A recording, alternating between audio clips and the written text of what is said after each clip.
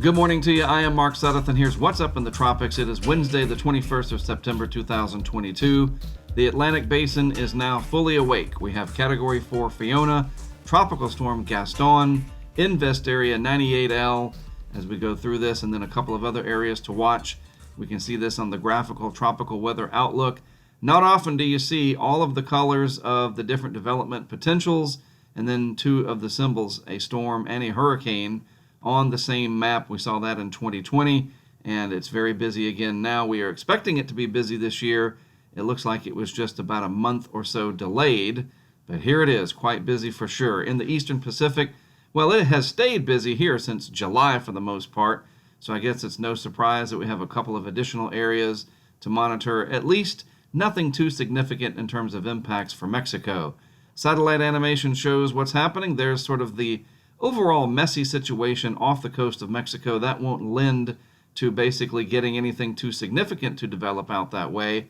So we'll focus our attention on Fiona, which is right there, moving across the western Atlantic. If all goes according to plan, it should move far enough to the west of Bermuda. Let's slide this over a little bit more to the east. This should move over just west of Bermuda to avoid, hopefully, hurricane conditions there.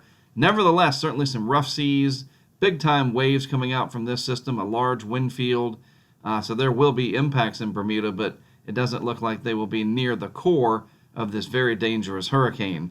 Meanwhile, there's 98L down there approaching the Windward Islands. That will bring squally conditions. It's already doing it, and this will progress into the Southeast Caribbean, where it is expected to become a depression and eventually a tropical storm and probably a very powerful hurricane in the Northwest Caribbean. More on that later today.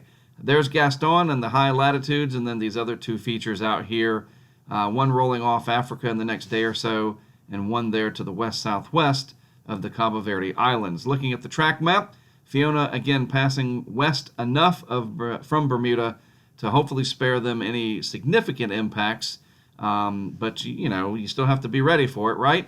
And then it goes up into Atlantic Canada, the Canadian Maritimes region, crossing Cape Breton there, it looks like on Saturday. And this could be rather significant up there. I will address this in more detail in the hurricane outlook and discussion later today. And then there's Gaston in the far North Atlantic, just adding a few ace points to the overall season, which those points are now going to go up quickly as things are very busy right now. Finally, let's talk about Canada real quick. Not often do we do this, but here we go. They need to prepare for storm surge, tropical storm force winds, maybe even hurricane force winds. That wouldn't surprise me at all. And then maybe the flooding rains from this system. It's going to be a very large system. And the possibility of tornadoes, you never know. It's kind of a rare thing from transitioning tropical cyclones that transition over to extratropical, but you can't ignore that. Again, a rarity up there, but it's part of the overall impacts that all tropical cyclones bring.